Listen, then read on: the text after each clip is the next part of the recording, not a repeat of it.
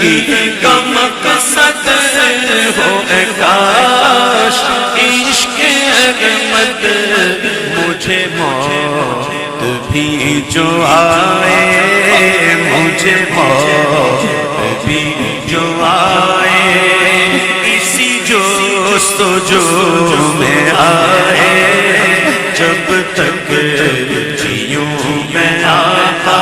نحمده ونصلي على رسوله الكريم اما بعد فاعوذ بالله من الشيطان الرجيم بسم الله الرحمن الرحيم ان الله وملائكته يصلون على النبي يا ايها الذين امنوا صلوا عليه وسلموا تسليما الصلاة والسلام عليك يا سيدي يا رسول الله وعلى آلك واصحابك يا سيدي يا حبيب الله۔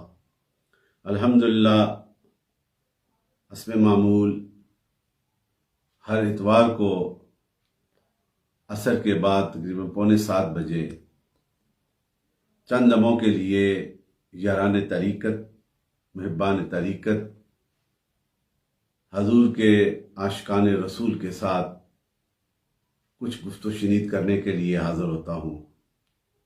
آج بھی چند لمحوں کے لیے آپ کے سامنے حاضر ہوں۔ اللہ تعالیٰ یہ حاضری قبول فرمائے۔ طبیعت کی ناسازی کی وجہ سے بھرپور طریقے سے ابھی اس ٹریک پہ نہیں چڑھا، لیکن دعا کریں اللہ تعالیٰ مجھے ہمت دے۔ اور مجھے بڑی خوشی ہے کینیڈا کی سرزمین پر ملک احمد نواز صاحب بڑی محبتوں کے ساتھ 11ویں شریف کے عنوان کے حوالے سے ماہانہ ذکر و فکر کا ایک پیغام دینے کی کوشش کرتے ہیں، اور میں نے کوشش بھی کی، لیکن اس وقت میں میری طبیعت ایسی نہیں ہوتی، دوائی کھا کے لیٹ جاتا ہوں، تو حاضری نہیں ہو سکی ابھی تک۔ انشاءاللہ میری کوشش ہے میں ضرور اس بامقصد پروگرام میں بھی شامل ہوں۔ وہ اس دیار غیر میں رہ کر جن جذبوں کے ساتھ، محبتوں کے ساتھ اس دین حق کے پرچار کے لیے، اور جن شخصیات نے اپنے اپنے ادوار میں نبی رحمت کی وفاداری کی اور اس پیغام کو اس دور تک کے بسنے والوں تک پہنچایا، اسی یاد کو تازہ کرتے ہوئے ملک صاحب نے کینیڈا کی سرزمین پر یہ ایک پروگرام کرتے ہیں 11ویں شریف کے عنوان سے، جس میں محبت رسول کا پیغام دیا جاتا ہے، اور یہی ایمان کا تقاضا ہے۔ تو انشاءاللہ اس پروگرام میں بھی شامل ہوں گا۔ اب کیونکہ میں پاکستان میں ابھی ہوں تو زیادہ پروگرام پہ نہیں جا رہا، تو اپنی اس لائبریری میں بیٹھ کر ہفتے میں ایک پروگرام اپنے عقیدت مند ساتھی، محبت کرنے والے، جن کی محبتوں سے میرے اندر ایک جذبہ ایمانی کا ایک نئی امنگ پیدا ہوتی ہے، ان جذبات کو پیش نظر رکھتے ہوئے یہ پروگرام میں کرتا ہوں، اور امید ہے آپ اپنے ساتھیوں تک بھی اس میسج کو پہنچائیں۔ اور آج چونکہ میں نے یہ صبح بھی قرآن پاک پڑھ رہا تھا، آج 3 سپارے کی یہ سورہ الہمزہ کے حوالے سے مختصر سا اس کا ترجمہ، شان نزول اور اس کی ٹرانسلیشن، اس کی اہمیت کے حوالے سے جو رب کائنات نے اپنے محبوب کے سینے میں اتار کے چاہنے والوں کو ہدایت کا پیغام دیا، اس کے حوالے سے تھوڑا سا بیان کریں گے۔ پھر ایک اور میرا موضوع تھا، اگر وقت ملا تو اس کے حوالے سے بھی قرآنی ہدایت اور حیات انسانی کی قومی سطح پہ اس کی اہمیت، جہاں پہ جامعیت اور قومیت کا اور اجتماعیت کا جو فیضان ہے جو اسلام نے دیا اور جو قرآن نے ہدایت کے لیے دیا، کہ تمہاری انفرادی زندگی، اجتماعی زندگی اور قومی زندگی کی اہمیت کے حوالے سے بھی چند لمحوں کے لیے اس کے 1-2 حوالے یا حدیث آپ کے سامنے پیش کر دوں گا۔ پہلے میں سورہ کو پڑھتا ہوں۔ بسم اللہ الرحمن الرحیم۔ وَيْلٌ لِكُلِّ هُمَزَةٍ لُمَزَةٍ الَّذِي جَمَعَ مَالًا وَعَدَّدَهُ يَحْسَبُ أَنَّ مَالَهُ أَخْلَدَهُ كَلَّا لَا يُنبَذَنَّ فِي الْحُطَمَةِ وَمَا أَدْرَاكَ مَا الْحُطَمَةُ نار اللہ مؤقدۃ التی تطلع علی الافئدہ انہا علیہم مؤصدۃ فی عمد ممددہ. صدق اللہ العظیم. اس کا ترجمہ بھی انگلش اور اردو دونوں میں اپنے for my youngsters and all the lovers and seekers of Islam. اللہ کے نام سے شروع کرتا ہوں جو بہت مہربان اور ہمیشہ رحم کرنے والا. In the name, Allah's name, the most affectionate and most merciful. وَيْلٌ لِكُلِّ هُمَزَةٍ لُمَزَةٍ. ہلاکت ہے اس شخص کے لیے جو روبرو تانے دیتا ہے اور پیٹھ کے پیچھے عیب جوئی کرتا ہے. الذی جمع مالا وعددا. جس نے مال جمع کیا اور اسے گن گن کر رکھتا ہے. That is the beautiful saying of the Almighty Allah. يَحْسَبُ أَنَّ مَالَهُ أَخْلَدَ. اور وہ یہ خیال کرتا ہے کہ اس کے مال نے اسے لافانی بنا دیا. كَلَّا لَا يُنبَذَنَّ فِي الْخُطَمَةِ. ہرگز نہیں، وہ یقیناً خطمہ میں پھینک دیا جائے گا. وَمَا أَدْرَاكَ مَا الْخُطَمَةِ. اور تم کیا جانو خطمہ کیا ہے؟ نار اللہ مؤقدۃ التی تطلع علی الافئدہ. وہ اللہ کی آگ ہے جو خوب بھڑکائی ہوئی، جو دلوں تک پہنچے گی. انہا علیہم مؤصدۃ فی عمد ممددہ. بے شک وہ آگ ان پر پابند کر دی جائے گی، ان پر بند کر دی جائے گی، اور اس کے شعلے لمبے لمبے ستونوں کی صورت میں ہوں گے. صدق اللہ العظیم. یہ اردو میں یہ ٹرانسلیشن ہے اس beautiful saying of Almighty Allah, the divine book of Al-Quran. Allah's name, who is the most affectionate and the most merciful. وَيْلٌ لِكُلِّ هُمَزَةٍ لُمَزَةٍ. Cursed be every backbiter and slanderers, who amasses wealth and counts it over and over again, who thinks that wealth will remain with him forever. Indeed, such one will be definitely thrown into the crushing fire. And what should make you know what is the crushing fire? It is the Allah's fire kept ablaze, which will mount over the hearts. Surely it will be closed on them in the stretched pillars. This is a beautiful translation to understand the values. This آیہ کریمہ، یہ سورہ جو جسے مکی سورہ کہتے ہیں، majority of the ulmas believe in that. اور اس کا ایک رکوع ہے، 9 آیات پر یہ مشتمل ہے.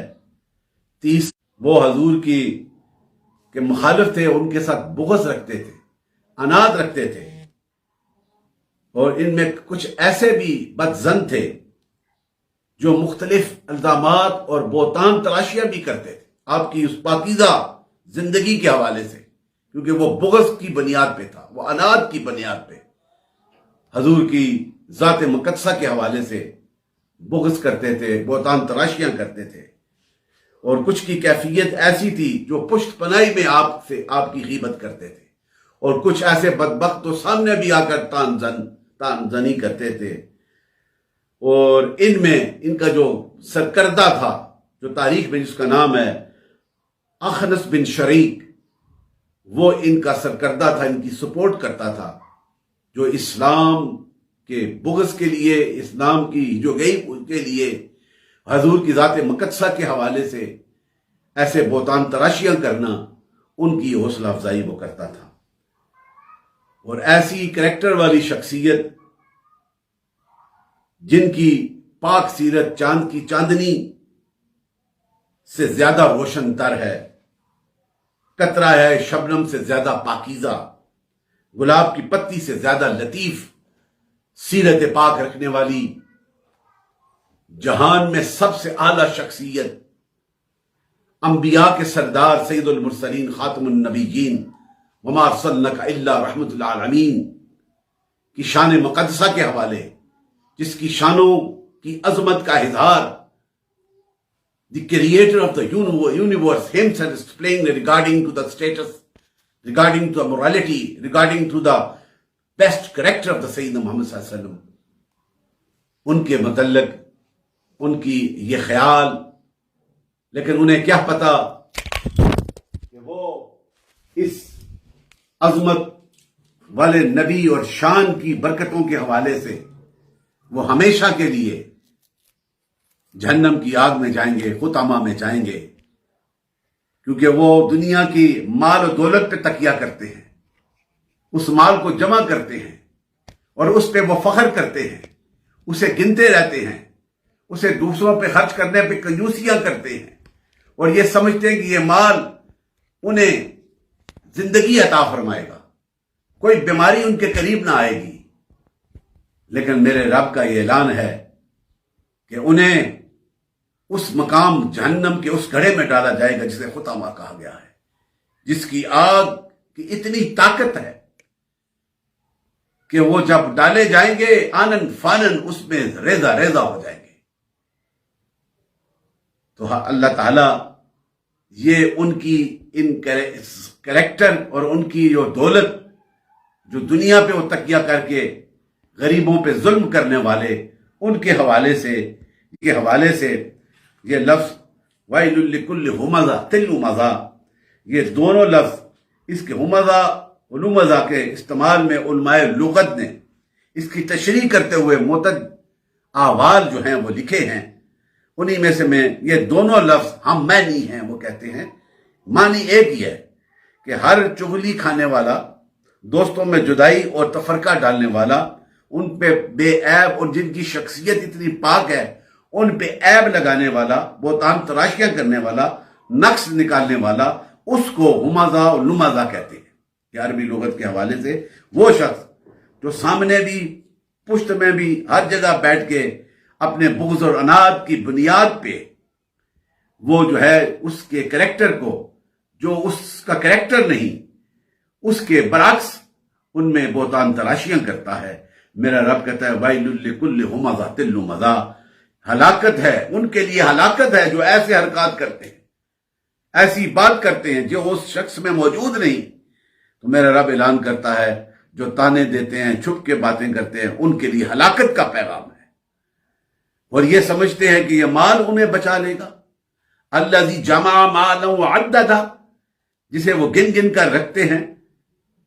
میرا رب کہتا ہے یحسب ان مالہ اخلدا، اور یہ خیال کرتے ہیں کہ یہ مال جو ہے انہیں لافانی بنا دیتا ہے، وہ بچ جائیں گے۔ اب میرا رب اعلان کرتا ہے کلا لا یمزن فی الخطامہ، ہرگز نہیں، وہ یقیناً خطامہ میں ڈالے جائیں گے۔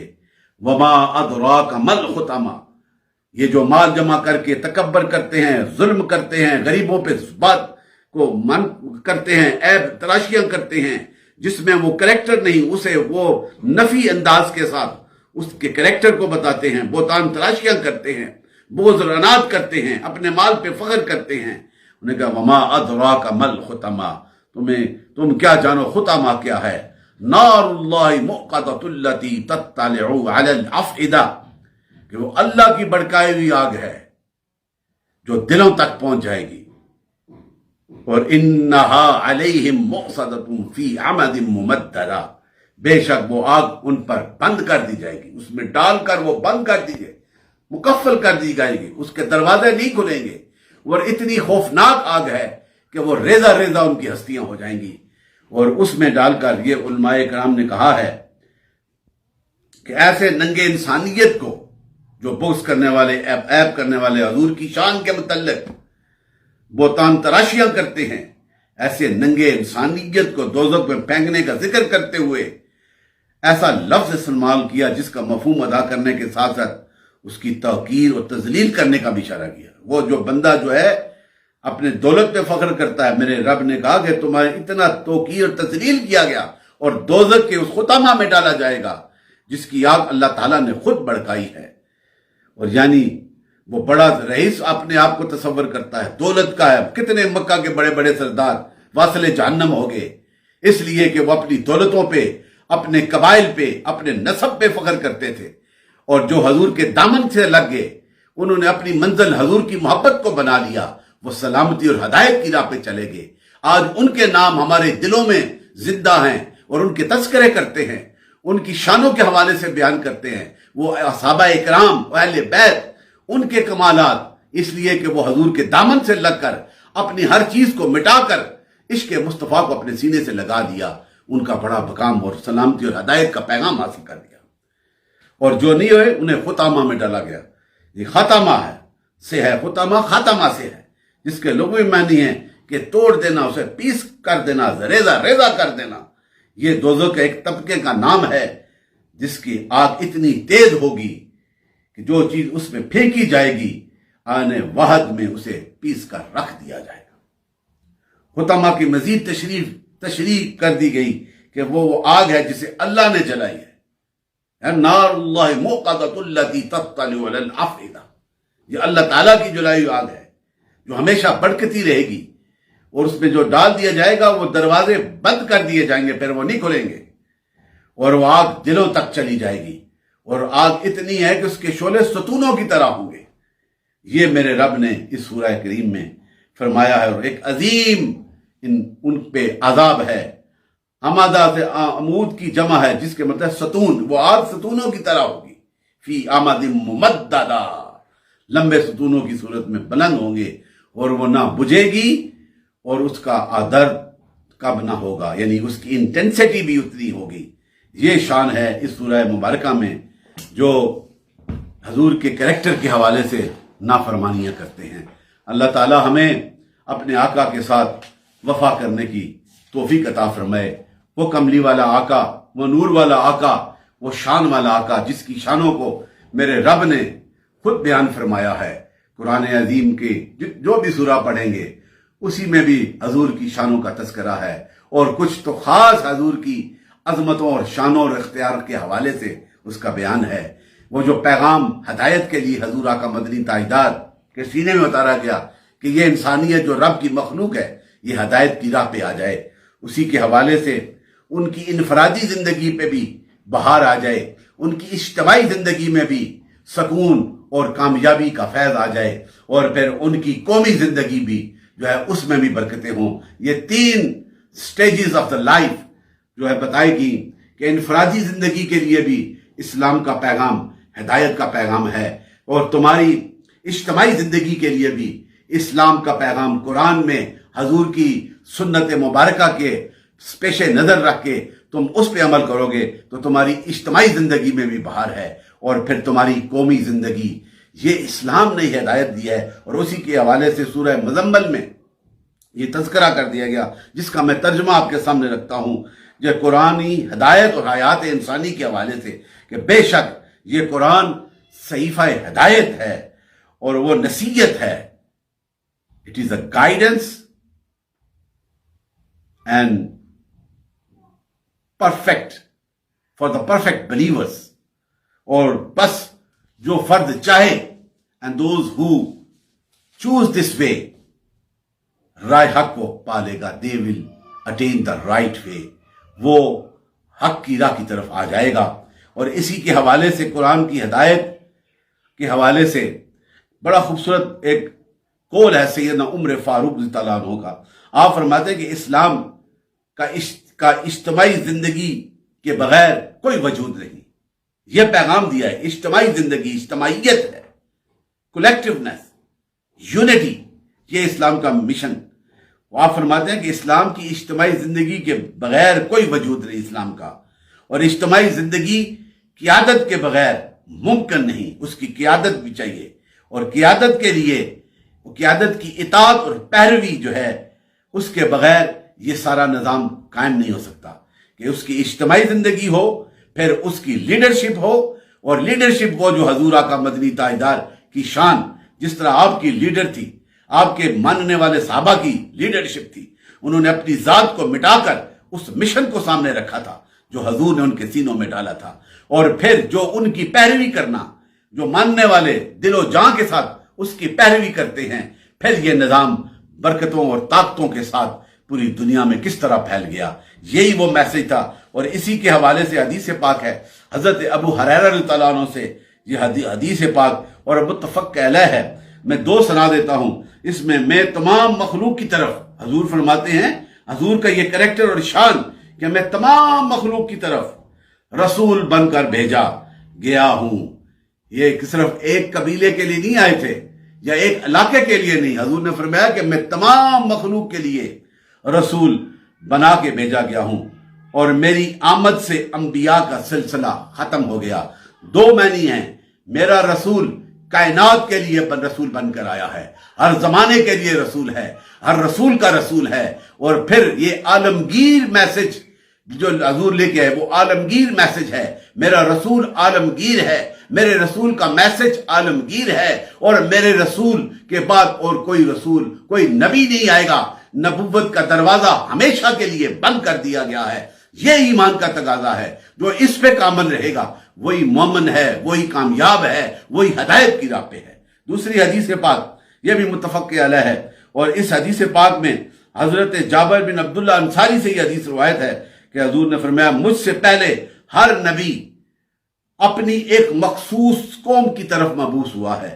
مجھ سے پہلے ہر نبی اپنے ایک قوم کے لیے اللہ تعالیٰ نے نبیوں کو بھیجا کہ اس قوم کو ہدایت کا پیغام دیا جائے، لیکن میں عالم انسانیت کے لیے ہر سرخ و سیاہ فرد کی طرف مبعوث کر دیا گیا ہوں، کہ پوری انسانیت کے لیے اب نبوت کا پیغام وہی جو حضور آقا مدنی تاجدار لے کے آئے، اور قیامت تک یہ نبوت کا پیغام اسی طرح ختم نبوت کے سائے میں جاری و ساری رہے گا۔ اس لیے عاشقان رسول، جو بھی کوئی فتنہ، مختلف دوروں میں فتنے آتے رہے، جو نبوت کے خلاف ایسی تحریکیں چلتی رہیں، وہ مٹ گئیں اور مٹتی رہیں گی۔ میرے نبی کی ختم نبوت کا فیض اسی طرح جاری و ساری رہے گا، اور اس کی کامیابی کا راز بھی یہی ہے میرے دوستو، اس میں اجتماعیت ہے، اور اجتماعیت کے لیے اب تھوڑا سا اسے الیبوریٹ میں کرنا چاہتا ہوں۔ کوئی اس میں وحدت کا درس دیا گیا ہے، اور اس میں بھی کوئی نسلی وحدت کا تصور دیتا ہے، کوئی قومی وحدت کا تصور دیتا ہے، کوئی لسانی وحدت کا تصور دیتا ہے، کوئی معاشی وحدت کا تصور دیتا ہے، اور پھر کوئی فکری اور نظریاتی وحدت کا تصور ہے۔ ان سب میں جو صحیح کامل جو حضور آقا مدنی تاجدار نے اس فکر کا، اس نظریے کا تصور دیا ہے وحدت میں، وہ اسلام میں ہے، کیونکہ اس کا پیغام عالمگیر پیغام ہے۔ اس میں نظریات صرف اسلام کا نظریہ ہے، اس میں فکر وہی جو حضور آقا مدنی تاجدار نے اپنے غلاموں کے سینوں میں ڈالی ہے۔ اس فکر کے ساتھ، اس وحدت کے ساتھ اگر ہم آگے چلیں گے تو پھر یہ ایک قوم ایسی بن جائے گی جس کی فکر ایک ہے، جس کا خیال ایک ہے، جس کا نظریہ ایک ہے، جس کا نصب العین ایک ہے، اور جب اس پہ ہم قائم رہیں گے تو پھر اسلام کی یہ عمارت اس طرح مضبوط ہوگی، اور یہ پوری دنیا میں یہ میسج اسی قوت کے ساتھ، جس طرح ابتدا میں خلفائے راشدین کے زمانے میں یہ سلسلہ چلا ہے۔ آج بھی ہم اغیار کی ان باتوں کو چھوڑ کر، ہمارے حکمران جو کبھی مغرب کے سائے میں پلتے ہیں، کبھی امریکہ کے سائے میں پل رہے ہیں، اور اپنی ذاتی مفادوں کی خاطر پوری قوم کو منتشر کیے ہوئے بیٹھے ہیں۔ اس لیے جب تک ہم اس نقطے پہ نہیں آئیں گے، ہمارا لائے عمل ایک ہو جائے، ہمارا فکر اور خیال ایک ہو جائے، وہی جو حضور آقا مدنی تاجدار نے ہمارے سینوں میں ڈالا ہے قرآن کی ہدایت کی صورت میں، تو پھر دنیا کی کوئی سوچ، کوئی فکر، کوئی خیال ہمیں پیچھے نہیں ہٹا سکتا۔ آج کی اس گفتگو میں میرا یہی میسج ہے کہ ہم اپنی ذاتی طور پہ اپنی ان چیزوں کی مفاد کی خاطر ہم اسلام کی اس سنہری اصول کو چھوڑ کر اپنی سیاست کو بھی ذات کی طرف لے کے جاتے ہیں، اور اپنی ملک میں جو کامیابیوں کی طرف جانے کے بجائے ہم قومیت کے اس فیض کو حاصل کرنے کے لیے کبھی لسانی جنگوں میں، کبھی قومیت کی جنگوں میں، کبھی قبیلوں کی جنگوں میں منتشر ہو جاتے ہیں۔ ان تمام کی نفی کر کے اس لائے عمل کو جو حضور آقا مدنی تاجدار نے 1400 ایئرز اگو مکہ کی سرزمین میں جو بلند کیا تھا اور اللہ کی وحدانیت کا اس پیغام کا اظہار کیا تھا، آج اگر ہم اس پہ اپنا لیں اور حضور کی ذات کے حوالے سے ہم اسے اپنی زندگی کا شعار بنا لیں تو میرے دوستوں وہ دن دور نہیں کہ تمہاری انفرادی زندگی میں بھی بہار آئے گی، تمہاری اجتماعی زندگی میں بھی بہار آئے گی اور قومی زندگی میں بھی۔ اللہ تعالی ہمیں اس قومی زندگی، انفرادی اور اجتماعی زندگی کے ساتھ وابستہ رہنے کی توفیق عطا فرما۔ السلام علیکم ورحمۃ اللہ وبرکاتہ۔ ان کی بات پھیلانا صدقہ جاریہ ہے، ثواب کی نیت سے ویڈیو کو شیئر ضرور کیجیے۔ جزاک اللہ۔